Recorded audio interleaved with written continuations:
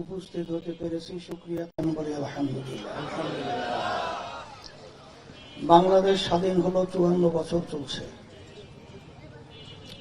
এই দেশের মধ্যে শতকরা 92 জনের মতো মানুষ বসবাস করে। এই দেশের রাজধানী ঢাকাকে বলা হয় মসজিদের নগরী। যে দেশের মধ্যে আজানের শব্দে বাচ্চাদের ঘুম ভেঙে যায়, যে দেশের ভিতর আজানের শব্দে বাচ্চারা মায়ের কোলে ঘরে যায়, সেই দেশের মধ্যে আজকে ইসলামী নীতি আদর্শ পরাজিত।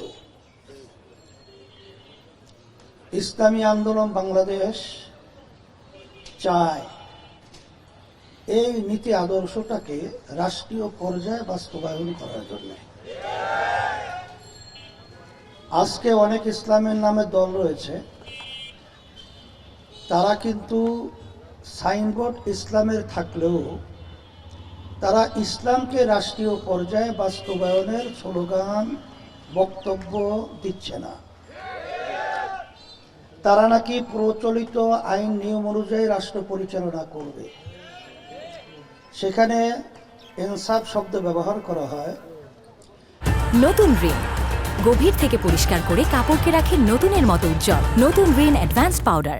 আমেরিকায় তো ইনসাফ শব্দ ব্যবহার করা হয়, লন্ডনেও তো ব্যবহার করা হয়, কিন্তু কোন নীতি আদর্শের মাধ্যমে ইনসাফ করবেন? যেই ইনসাফটা আমরা দেখেছি আমেরিকায়, আজকে তাম দুনিয়ার মধ্যে ফিলিস্তিন সহ তাম দুনিয়ায় মুসলমানদের উপরে যে এক কথায় জাতাকলের রোলার চালিয়েছে, অন্যায়ভাবে আমার মা বোনদেরকে, আমার ছোট বাচ্চাটাদেরকে যেভাবে হত্যা করার সহযোগিতা করেছে, এই ইনসাফ কি কায়েম করবেন আপনারা? কোন ইনসাফ কায়েম করবেন? ইসলামের মধ্যেই তো ইনসাফ রয়েছে। ওই ইসলামের ভিত্তিতে আমরা ইনসাফ কায়েম করতে চাই, নট কোন বিজাতিদের ইনসাফ।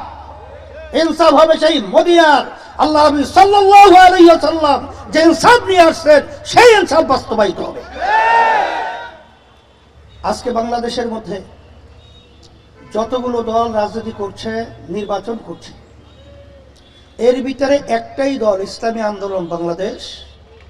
তারাই শুধুমাত্র হাত পাখা প্রতীক নিয়ে আসছে ইসলামী নীতি আদর্শের মাধ্যমে ইনসাফ প্রতিষ্ঠা করার জন্য।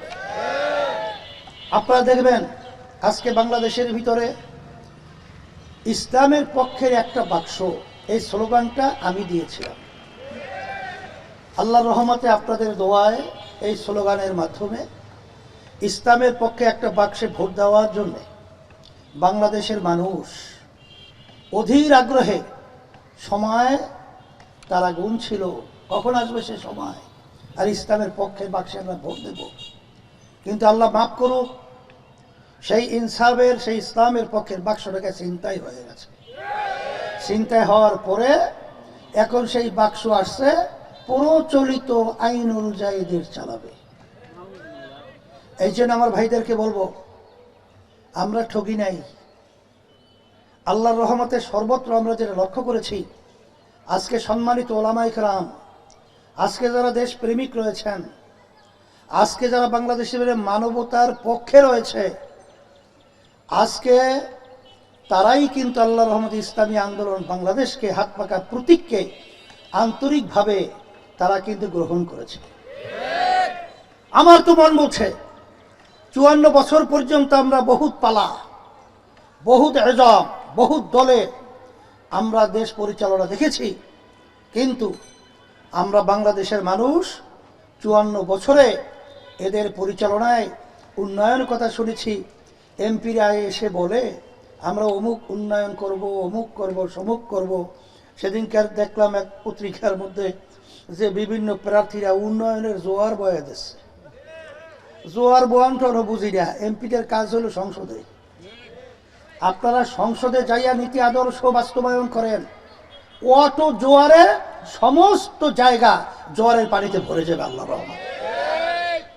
সেদিক থেকে আমি বলবো যে বলে হুজুর আপনারা ক্ষমতা গেলে কি করবেন? আমরা তো এটা বলিও না যে ক্ষমতায় যাব ভয় উপায়, কারণ এখন বলতে গেলে একা এরকম একটা বুঝায় না, কিন্তু এখন ভয় কমে গেছে, এখন আল্লাহ আমাদের সাথে আছে। আজকে সম্মানিত ওলামায়ে কেরাম আমাদের সাথে আছে, যারা ইসলামকে ভালোবাসে তারা আমাদের সাথে আছে, যারা দেশকে ভালোবাসে তারা আমাদের সাথে আছে আল্লাহর রহমতে। সেই দিক থেকে বলছি, একটা উন্নয়নের কথা বলি, আর বেশি দরকার নাই। আল্লাহ যদি আমাদেরকে ক্ষমতায় নেয়, বাংলাদেশের মানুষের মুখে হাসি ফুটবে। আর কোন উন্নয়নের কথা বলবো না এর জন্য, কারণ কি তা জানেন? ওমর রাদিয়াল্লাহু তাআলা আনহু যখন রাস্তায় চলতো, শয়তান পর্যন্ত তার ভয়তে ভেঙে যেত। তাই ইসলামী আন্দোলন যদি আল্লাহ কবুল করেন, ক্ষমতায় যায়, দুর্নীতিতে বাজরা পালাবারও জায়গা পাবে না ইনশাআল্লাহ। তা যখন দুর্নীতি থাকবে না, যখন সন্ত্রাস থাকবে না, যখন চাঁদাবাজি থাকবে না, তখন তো অটো সর্বত্র মানুষ উন্নয়নের জোয়ারে এবং সর্বত্র নিরাপত্তার ব্যাপারে জান মাল ইজ্জত, ব্যবসায়ীরা যাহা কিছু বলে সব পেশাজীবী, তারা তখন সুযোগ পাবে স্বাধীনভাবে কাজ করার, তখন অটো তাদের মুখে হাসি ফুটে উঠবে। আর কিছু পারি আর না পারি, অন্তত এটা পারবো আল্লাহ যদি কবুল করে। সেই হিসেবে আমি বলবো, দুনিয়াতে শান্তি আখেরাতে মুক্তির লক্ষ্যে যারা আমরা মুসলমান দাবি করি, আমাদের ভোট থাকবে ইসলামের পক্ষের বাক্সে। যারা অন্যান্য সংখ্যালঘু রয়েছেন, তাদেরও ভোট থাকবে ইসলামের পক্ষের বাক্সে। কারণ পরীক্ষিত বাংলাদেশে যে আপনাদের গণ অভ্যুত্থানের পরে এই বাংলাদেশের মধ্যে এক শ্রেণীর বিভিন্ন তারা নিজেদের তাণ্ডবে ব্যস্ত, আর ইসলামী আন্দোলন বাংলাদেশ তখন ছিল দেশ রক্ষার ব্যস্ততায়, সংখ্যালঘুদের ঘর বাড়ি মান ইজ্জত রক্ষার ব্যস্ততা। সেই হিসাবে আমি আমার বলবো, একটু আগে আমার প্রার্থী ইসলামী আন্দোলন বাংলাদেশ হাত পাখার প্রতীকের প্রার্থী, আপনারা চেনেন, সে যে কথাগুলো বলেছে পিছনে তার ইতিহাস বাস্তবতা এর আছে না নাই? তাই সেদিক থেকে আমি সকল তার আহ্বান জানাবো, আসেন আজকে দুনিয়াতে শান্তি আখেরাতে মুক্তির লক্ষ্যে ইসলামী আন্দোলন বাংলাদেশ হাত পাখা প্রতীকে আমি আপনাদের কাছে ভোট চাইতেছি। এবং আমাদের এই ময়মনসিংহ ৬ আসন আমাদের নুরি আলম সিদ্দিকী, তার হাতে হাত পাখা প্রতীক আমি উঠিয়ে দিয়ে আপনাদের কাছে আমানত হিসেবে রেখে গেলাম। আল্লাহ রাব্বুল আলামিন যেন ইসলামের পক্ষে, দেশের কল্যাণের পক্ষে, মানবতার কল্যাণের পক্ষে আল্লাহ যেন তাকে বিজয় দান করে।